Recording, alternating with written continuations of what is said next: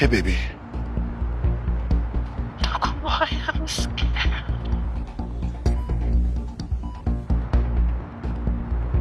I don't want to lose my son. I don't want to lose my son.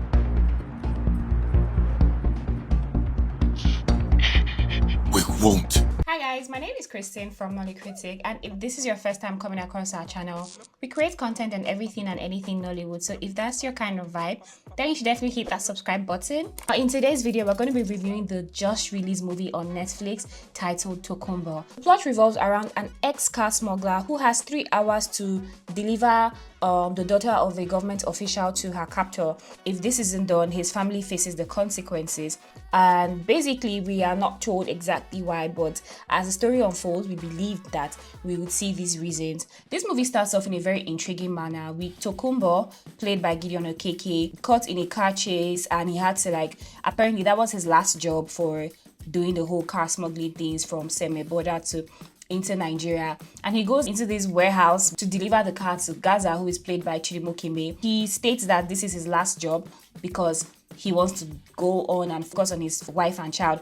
By the way, during this entire car chase, his wife was actually in labor and was calling him and so many other things. So we would say that, oh yes, that was really a defining moment for him to, stop all of that. We see him living that car smuggling life to go on into being a cab driver where he picks up people and everything. And on this fateful day, the phone was left in his car by, part of the passengers he was picking up. Now, on the other hand, there's Shade, the government official, who is trying to evacuate corruption and bring in this cryptocurrency bill to ensure that, the economy is better, things work better and all of that.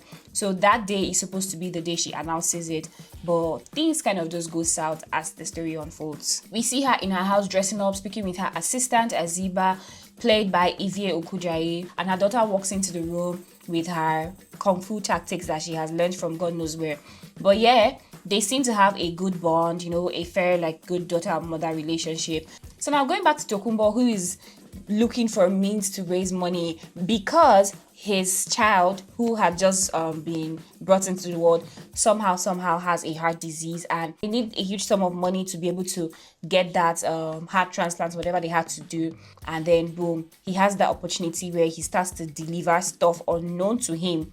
He just delivers and they transfer the money to him, and he keeps going on and going on. And for someone like that, you would obviously see that he's desperate. You obviously see that, okay, you know what, this is a chance for me to raise this money real quick so my son doesn't die. But then he's faced with the ultimate task of delivering this government official's daughter to the captor, because this girl apparently was kidnapped by some people, and then she was put into Tokunbo's car.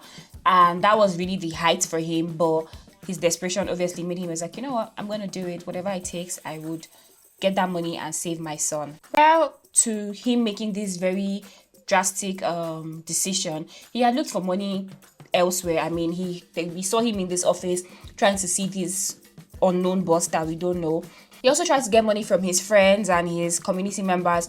So one of them was Funny Bone, who owned a car dealer shop or sold spare parts. So he had asked him for a loan and everything. Even he used his car to take collateral, but he wasn't able to afford that. He wasn't able to give him the money. The news got to the press and they had roadblocks here and there. So many things. It was just really, really a lot, because they actually put a price to it that, whoever finds this girl is going to get a sum of 5 million naira, and then the police trying to do all of their best.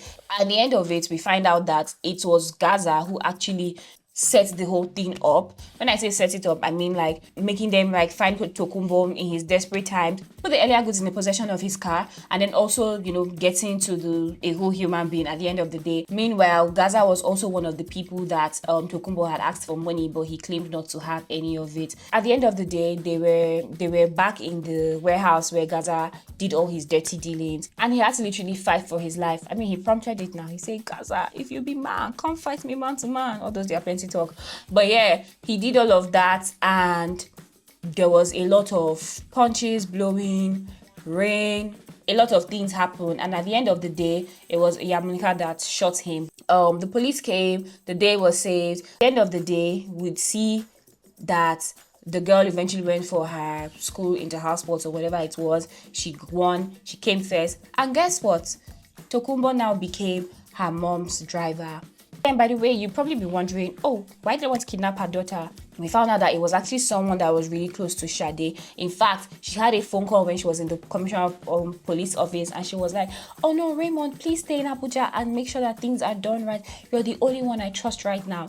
But yeah, Raymond was actually the one that betrayed her, alongside Aziba, her PA, who she also trusted, by the way. Anyways, they were both caught up police, and she still found out that her daughter was alive and safe. So, you know, she had hope at that point.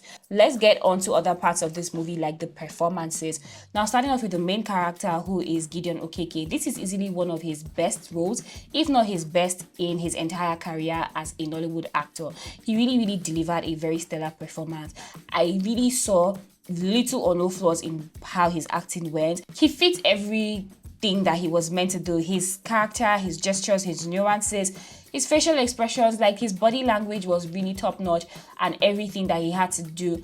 The next character I'll be talking about is Gaza, played by Chimo Kime. This really felt like a repeated character as seen him in Scar, in Shantytown, and also somewhat in Merry Men. So I'm just thinking, is his comeback supposed to be this action, gangster, Godfather kind of vibe? I don't know. I think I would love to see him in other different movies that he plays a different role aside these kind of things. We really don't want to see him stereotypes, to be honest. Next up, we have Nike, who is the daughter of Sade, the government official. This girl is literally a star. She just excelled in this movie.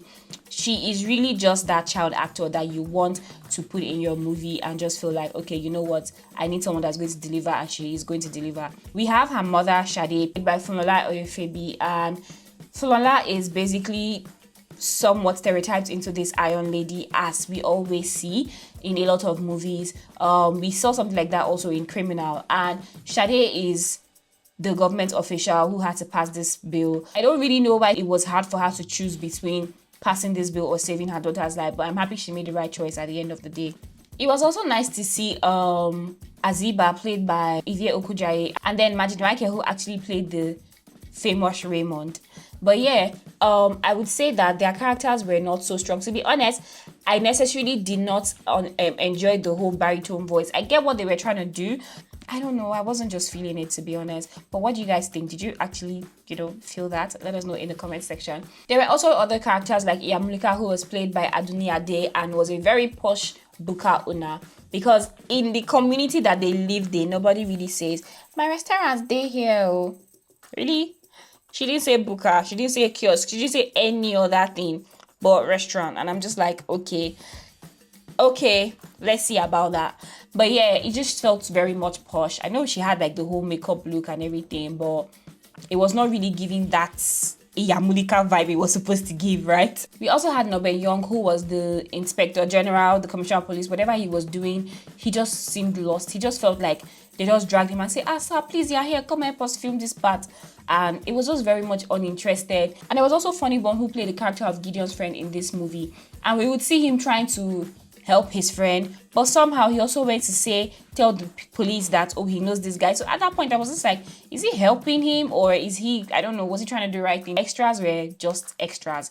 They didn't necessarily do anything to help in this movie at all. There was also the Sade's estranged husband, which I didn't even understand their relationship, to be honest. Now, our final thoughts of this movie would be that for a thriller movie, it was quite boring. It was riddled with continuity issues. It was riddled with bad acting from some cast, of course. It was riddled with unrealistic situations and some very much annoying jump cuts and some very much annoying technical issues, like the crew members in their shadows or reflecting somewhere else, or boom mics or stuff just popping out. And for a movie of that standard, we would expect that we see higher level of intentionality or like attention to detail. There was also no tangible backstory between Sade and Raymond's conflict. How did the police actually get a studio picture of Tokunbo in the same clothes he was wearing on the same day that the daughter was kidnapped? I mean, it's a different case if we saw, it's from his, let's assume they saw it from his driver's license, but then again, it was a studio picture in the same outfit. What are the odds? It wasn't really just making sense. And for Sade to actually be so comfortable for Tokunbo to be her driver or her daughter's driver again after all that transpired, I mean, it's fine if he was let go or anything, but are you really going to trust him that much again after you saw that someone you actually really trusted let you down. It was just really a lot. And in everything that happened, we don't even see him reconnect or have a rebonding moment with his wife. I mean, he lost a child and his wife was devastated. For a movie of this scale, we really expected a lot more. But then we can't even deny that the cinematography was really, really top notch. We can't also deny some performances like Gideon Okeke's, who actually held the movie together, and that of Darasimi, who actually gave us a stellar performance as a child actor. Also like the fact that the VFX looked real, and of course the stunts as well. But yeah, tell us, what do you think about this movie, Tokunbo? Did you think it was a great watch, and what would you rate it in the comment section? Let us know, and we would love to read your comments. And until the next video, my name is Christine from nollycritic. Don't forget to subscribe to our channel, like this video, comment down below, and of course share it to your fellow Nollywood fans. Bye guys.